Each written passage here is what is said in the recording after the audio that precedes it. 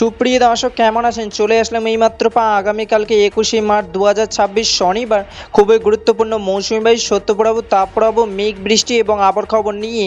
দর্শক আজকে ভিডিওতে জানিয়ে দেবো আগামীকাল 21শে মার্চ 2026 শনিবার 24 ঘন্টা কেমন থাকার সম্ভাবনা রয়েছে বাংলাদেশে 8টি বিভাগে 64 জেলার আবহাওয়ার পরিস্থিতি, এবং আরও জানিয়ে দেবো পশ্চিমবঙ্গে কোথাও কোনো বৃষ্টিপাতের সম্ভাবনা আছে কি না। এবার জেনে নিই এক নজরে। দর্শক ইতিমধ্যে গত 24 ঘন্টায় আবহাওয়াবিদ দেশের সর্বনিম্ন তাপমাত্রা রেকর্ড করেছেন গোপালগঞ্জে 25 থেকে 26 ডিগ্রি সেলসিয়াস, এবং আবহাওয়াবিদ আরও জানিয়েছেন ইতিমধ্যে গোপালগঞ্জ, রাজশাহী, চট্টগ্রাম ও পঞ্চগড় জেলায় আকাশ মেঘলা এবং আগামী কয়েকদিন মেঘলা আকাশ থাকার সম্ভাবনা রয়েছে, এবং পশ্চিমবঙ্গে বাঁকুড়া, বর্ধমান, মুর্শিদাবাদ, মালদা, কলকাতা জেলায় মেঘলা আকাশ থাকার সম্ভাবনা রয়েছে।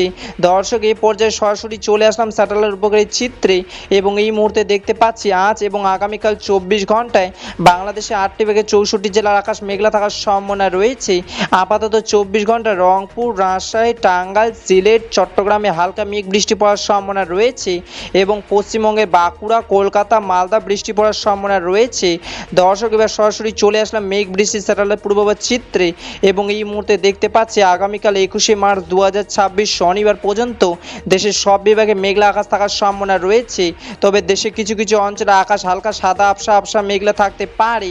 দর্শক এবার সরাসরি চলে আসলাম তাপমাত্রা স্যাটেলাইট পূর্বাভাস চিত্রে, এবং এই মুহূর্তে দেখতে পাচ্ছি আগামীকাল 21শে মার্চ 2026 শনিবার সকালের দিকে দেশের সর্বনিম্ন তাপমাত্রা থাকার সম্ভাবনা রয়েছে সিলেট বিভাগে সিলেট, মৌলভীবাজার, হবিগঞ্জ, সুনামগঞ্জ এবং রংপুর বিভাগে রংপুর, দিনাজপুর, কুড়িগ্রাম, গাইবান্ধা, নীলফামারী, পঞ্চগড়, ঠাকুরগাঁও এইসব জেলায় 26 থেকে 27 ডিগ্রি সেলসিয়াস থাকার সম্ভাবনা রয়েছে,